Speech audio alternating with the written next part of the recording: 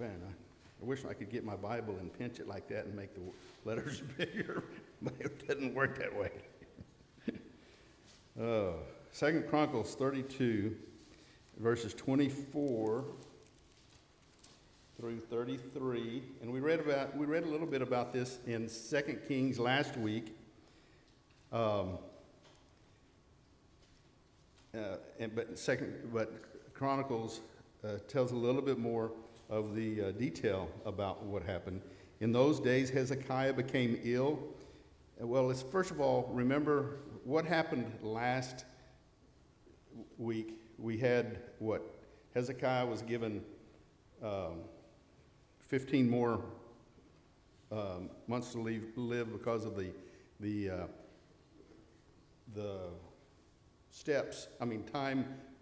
The shadows on the steps went back. And so time was also stopped for a little bit. And but starting in 24, in those days Hezekiah became ill and was at the point of death. And he prayed to the Lord, who answered him and gave him a miraculous sign, and that was the steps the sun, the shadow on the steps moving back 10 steps. But Hezekiah's heart was proud, and he did not respond to the kindness shown him. So, God gave him grace. He gave him love and favor by extending his life, but Hezekiah did not show any kindness, respond to the kindness that was given him. So the Lord's wrath was on him, on Judah and Jerusalem. Then Hezekiah repented of the pride of his heart, as did the people of Jerusalem. Therefore the Lord's wrath did not come upon them during the days of Hezekiah. Hezekiah had very great riches and honor, and made treasures for his silver and gold, for his precious stones, spices, shields, and all kinds of valuables. He also made buildings to store the harvest of grain, new wine, and oil. And he made stalls for various kinds of cattle and pens for the flocks. He built villages and acquired great numbers of flocks and herds, for God had given him very great riches. And it was Hezekiah who blocked the upper outlet of the Gihon spring and channeled the water down to the west side of the city of David. And he succeeded in everything he undertook. But when envoys were sent by the rulers of Babylon to ask him about the miraculous sign that had occurred in the land, God left him to test him and to know everything that was in his heart. And that's where we, back in 2 Kings, we read of that. So the other events of Hezekiah's reign and his acts of devotion are written in the vision of the prophet Isaiah, son of Amos, in the book of the kings of Judah and Israel. Hezekiah rested with his fathers and was buried on the hill where the tombs of David's descendants are. All Judah and all the people of Jerusalem honored him when he died. And Manasseh, his son, succeeded him as king. So, in looking at, in reading 2 Kings and reading 2 Chronicles, the order of the events of Hezekiah's life can be a little bit difficult to actually determine with certainty. But we know that this was around the time of the Assyrian threat, and Hezekiah became gravely ill. And the prophet Isaiah, as we read last week, told him that he was going to die. And so, once again, Hezekiah prayed. And God listened to his prayer, and he healed him by giving him the miraculous sign, and that was the shadow went back 10 steps, reversing the direction of the sun's movement. And God added 15 years to his life. But despite this miracle that God gave him, the time standing still and getting initial 15 years, Hezekiah became proud, got kind of prideful. And so once again, God's wrath fell on Jerusalem. But then Hezekiah repented, and God relieved the city of the suffering. Hezekiah was a very good king. In fact, he was considered a great king. But he was still human. Hezekiah was still a sinner. And when the Babylonian envoy visited Jerusalem, he showed off his wealth. He showed off his pride, and he boasted about his riches. And he showed the Babylonians everything that he had. And so, as a result of this, as we read last week in Isaiah, Isaiah told Hezekiah that all the wealth that he had flaunted before the Babylonians would one day be the Babylonians. And even some of Hezekiah's descendants would be taken captive by the Babylonians. But despite Hezekiah's commitment to the Lord, he did not obey God perfectly. You know, we look at our lives too. We sit here and say we're committed to the Lord, but we don't live a perfect life. We live a far from perfect life. And but we have God's grace upon us. But God promised that he would send, a perfect Messiah. Let's see, over in Isaiah, let me see if I can flip over here fast enough. Isaiah 9, verse 7, God had promised that he would send a Messiah from the tribe of Judah and the line of David. And Isaiah 9, verse 7 tells us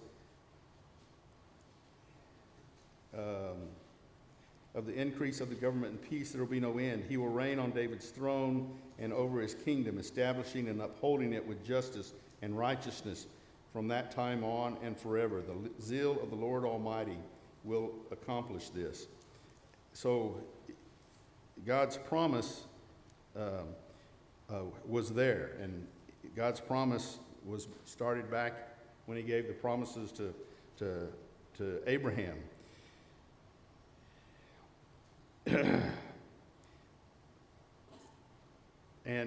But the Israelites, Judah,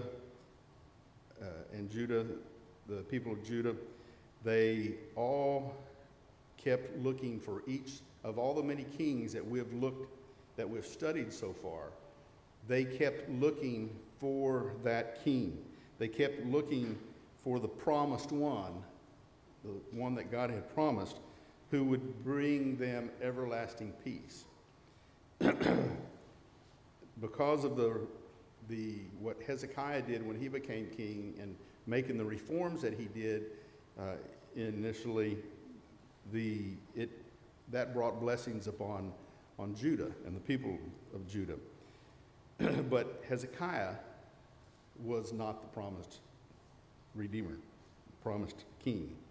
He didn't rule with perfect righteousness, and his son and the people also veered from the righteousness that he instituted when he became king.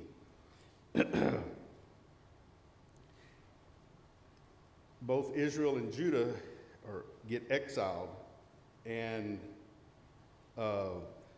slide into idolatry, but it does not overrule what God's plan is.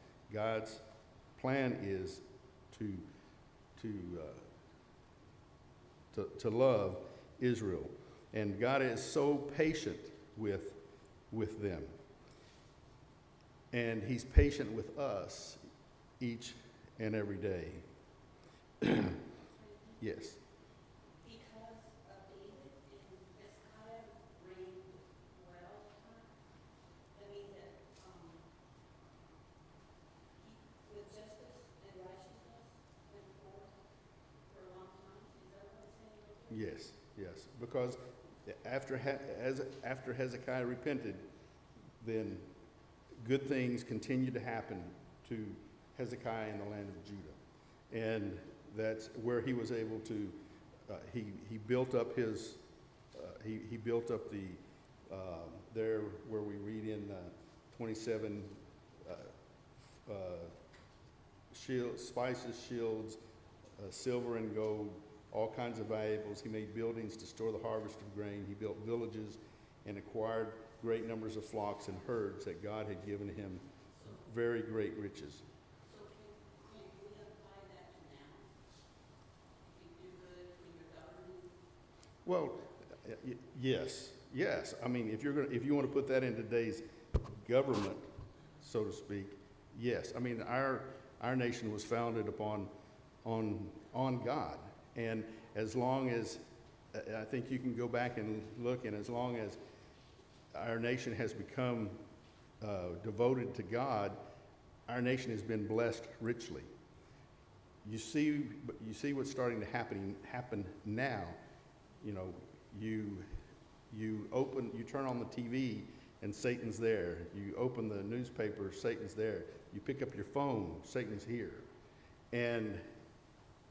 But it's up to us to remain vigilant in our love for Christ. And so when we're at peace with our love for Christ, we all see the blessings that Christ gives us. That doesn't mean that there's not going to be turmoil in our lives, but God is always there, and he's going to carry us through, just like his promise to Israel.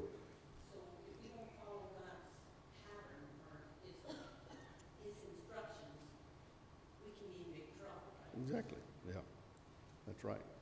We can, and you know, it's kind of like as we've been studying, you know, he's kind of always knocking on the door there and saying, hey, you know, y'all are doing this. Y'all are worshiping idols. Y'all are sacrificing kids, and I don't want you to do that. I want you to turn to me, turn back to me. And through, you know, the chapters of 1st and 2nd Kings and the Chronicles, we see that when they did, then he blessed them. But then the leaders, the kings, would fall away, and then the people would be following the kings, and they would fall away because they wanted to do that. Exactly. Yeah. And as I've mentioned before, it's, you know, we have the benefit of seeing both. We have the benefit of seeing the whole picture. We have the benefit of seeing everything in the Old Testament leading up to, and you know, God's, you know, in the Old Testament, it's just always God knocking on their hearts, saying, if you'll do this, I'm going to take care of you. And even when they don't, he always saves a remnant. Even if there's a nation destroyed, he always saves a remnant to protect his promise to his people.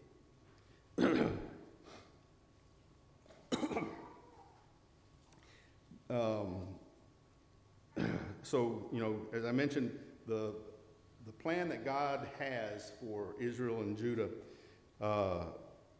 is, and despite everything that goes on with the kings and stuff, God's plan is not upended in any way. And Hezekiah brought a lot of needed reforms on the land of Judah. But, you know, it might have been a little too late. And sometimes I worry about that now in our own nation as we were talking about this. Are we to the point of no return of bringing our nation back to serving God? Hezekiah made a lot of inroads into that, and a lot of inroads with the people of that. And he continued to, Hezekiah continued to warn of the rejection, of rejecting God and what that would bring upon the people.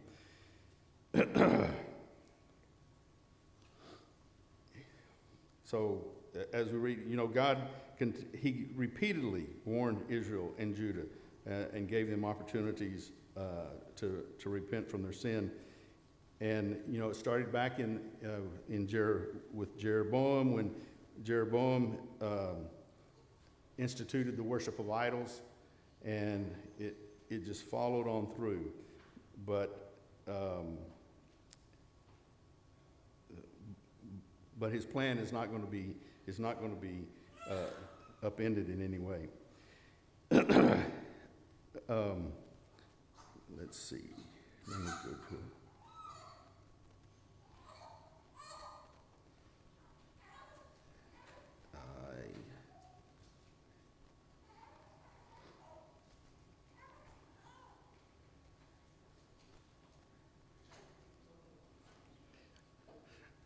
No, it's I hit the wrong button and it closed my notes down here. So, okay, so Hezekiah's reign has come to an end, and his son Manasseh has succeeded him as king. And you know, how many times have we in our life, I guess I should ask, how many times in life do we take a wrong turn? How many times when we're driving somewhere do we take a wrong turn? Or maybe I should ask the women that about their husbands. I don't know. But we all take a wrong turn in life. And you know, it may be in our conversations, we may take a wrong turn in a conversation. It may be in our relationships that we take a wrong turn. Our thoughts can get, with everything that's out there now, our thoughts can really get steered in the wrong direction. But God always leads us on the right path. But his way is seldom easy, and it's not always popular, but it's always the right way. And we may not understand it in what's going on in our lives, but God does. And you know, the people of Judah found themselves on the wrong path, and a deadly path, because they disregarded God's law. And sin had a pretty strong hold on the nation of Judah. But Manasseh, who was Hezekiah's son, he comes in, and let's read verses 1 through 10. Manasseh was 12 years old when he became king, and he reigned in Jerusalem 55 years. So he served quite a long time in Jerusalem. Pardon? Oh, I'm sorry, 2 Chronicles 33. He did evil in the eyes of the Lord. And you know, how many times do we read this? And Hezekiah, we didn't read that about Hezekiah.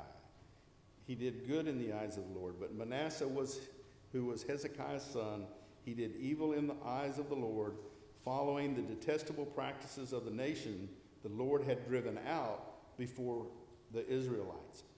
He rebuilt the high places his father Hezekiah had demolished. He erected altars to the Baals and made Asherah poles.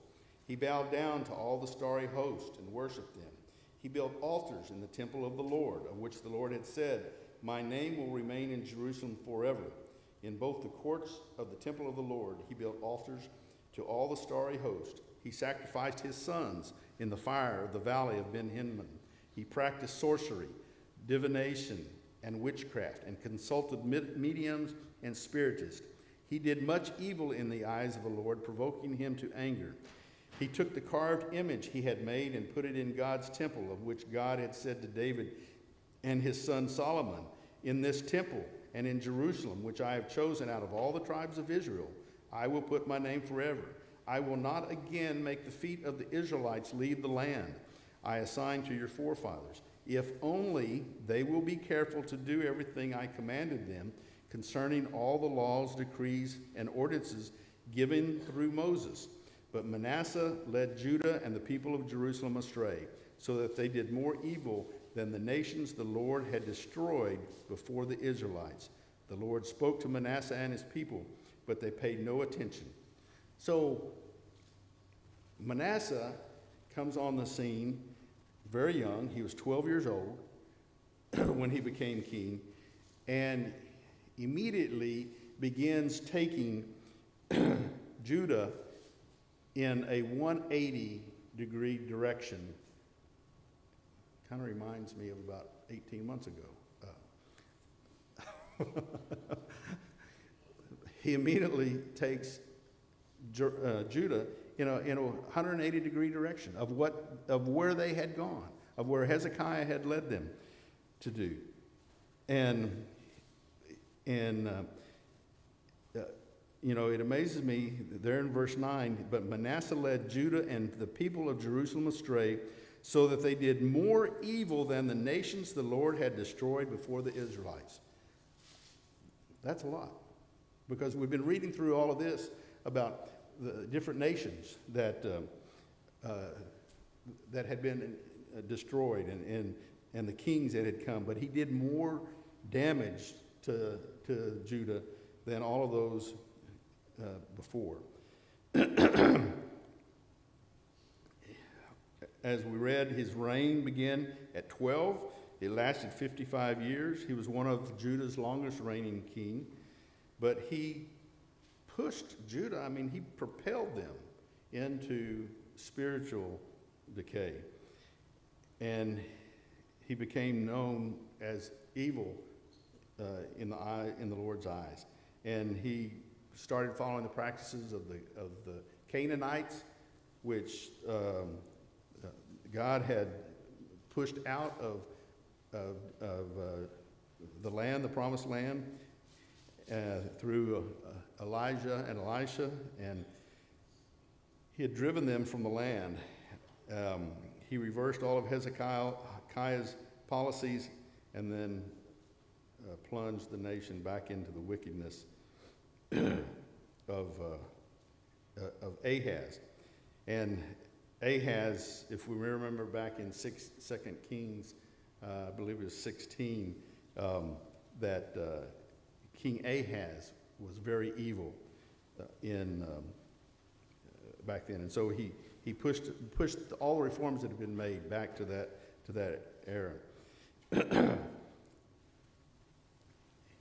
In verse 11, so the Lord brought against them the army commanders of the king of Assyria. And remember, the Assyrians were the enemies of Judah and Israel.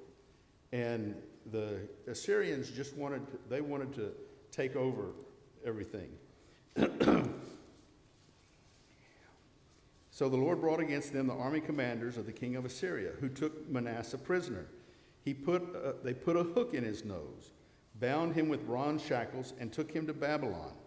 In his distress, he sought the favor of the Lord his God and humbled himself greatly before the God of his fathers. And when he prayed to him, the Lord was moved by his entreaty and listened to his plea. So he brought him back to Jerusalem and to his kingdom. And then Manasseh knew that the Lord is God. So the Assyrians' army commanders went, took him prisoner, bound him, put a hook in his nose, took him back to Babylon, and Manasseh had a revelation, didn't he? He made a 180, and he humbled himself, sought God, prayed to God, and God's love and patience was rewarded to him. And so he was returned back. And and that's the same way with us. We have to understand God's love. That's the same way with us. When we're going down the wrong road and we humble ourselves and we turn ourselves back to God and pray to him, God's going to reward us. There may be some consequences because of something that we might have done, but God is going to bless us. And we just have to have that faith. When you're a king, it affects the whole country. Exactly. You're reigning over a lot of people. You're the example. If you're the king, everybody follows what the king says to do. But not that we're a king, but it's the same way with us. People are looking at us. The family's looking at us. Our coworkers are looking at us. And so what we do makes a big impact on those around us. But by God's grace, Manasseh was returned to Jerusalem to continue to rule his kingdom. And so continuing in verse 14, afterwards he rebuilt the outer wall of the city of David. But real quick, I want to reemphasize again, then Manasseh knew that the Lord was God. So he had one of those come to God moments, and he knew that God was God and God meant business. Afterwards, he rebuilt the outer wall of the city of David, west of the Gihon spring in the valley, as far as the entrance of the fish gate and encircling the hill of Ophel. He also made it much higher. He stationed military commanders in all the fortified cities in Judah. He got rid of the foreign gods. He removed the image from the temple of the Lord, as well as the altars he had built on the temple hill and in Jerusalem, and he threw them out of the city. Then he restored the altar of the Lord and sacrificed fellowship offerings and thank offerings on it, and told Judah to serve the Lord, the God of Israel. The people, however, continued to sacrifice at the high places, but only to the Lord their God. The other events of Manasseh's reign, including his prayer to his God and the words the seers spoke to him in the name of the Lord, the God of Israel, are written in the annals of the king of Israel. His prayer and how God was moved by his entreaty, as well as all his sins and unfaithfulness, and the sites where he built high places and set up Asherah poles and idols before he humbled himself, are all written in the records of the seers. Manasseh rested with his fathers and was buried in his place, and Amon his son succeeded him as king. So Manasseh received God's forgiveness, and he began to live a completely changed life. And, that's what God expects of us. When we accept him and put him on in baptism, that's what God expects of us. He expects us to live a changed life. We make a 180. We don't continue down the same path of sin that we were on. Yes, there's going to be bumps in the road. We know that. The devil is always out there trying to get us. But that's why it's so important to stay knowledgeable in the Word of what God wants us to do. That's why it's so important to fellowship with our fellow Christians. That's why it's so important to come to church, to get motivated for the remainder of the week and Sunday mornings to start the week, and to get involved in a ministry that the church would have. So he removed the foreign gods, he purged Jerusalem, and he restored the Lord's altar, and he told Judah, the nation, to serve the Lord, the God of Israel. But, here again, so the people did this, but as we read there, he told Judah to serve the Lord, the God of Israel. In 17, the people, however, continued to sacrifice at the high places, which the Lord didn't want, but they sacrificed to the Lord there at the high places. And it's like, okay, we accept Christ as our Savior, we turn around and start going 180, but, oh wait, I don't want to do it all completely yet. I still want to have this over here that I want to be able to do. I know it's not right. God wouldn't be happy with it, but it's not going to cause any harm.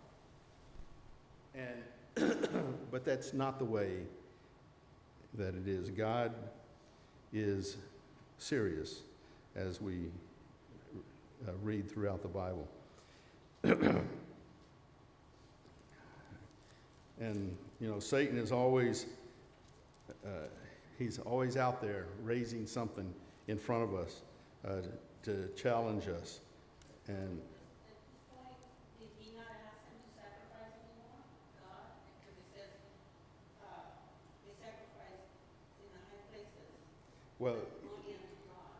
yeah, and the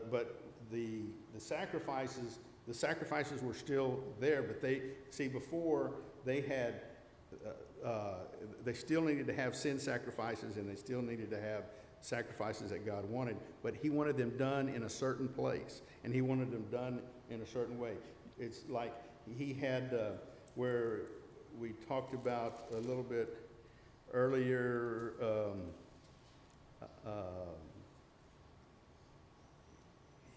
he built altars in the temple of the Lord.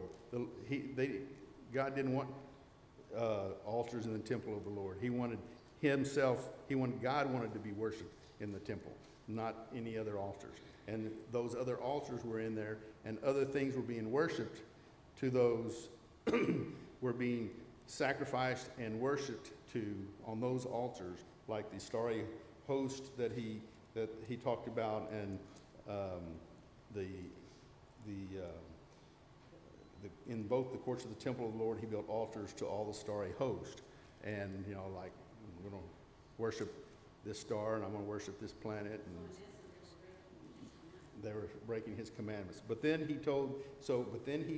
he got rid of all that. He removed the images from the temple of the Lord, as well as the altars he had built on the temple hill and in Jerusalem, and he threw them out of the city. And so he restored the altar of the Lord to where it was just an altar to the Lord.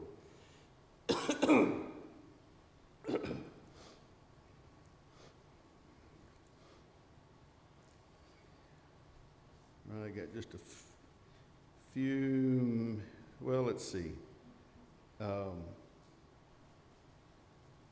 guess that's a good place to stop. We'll stop at the end of 33 here, and then we'll get into 34 and 35 next week. So if y'all want to read 34 and 35,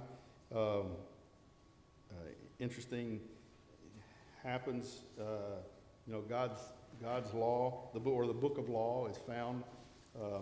So if y'all want to read ahead, and that also corresponds with in 2 Kings 22.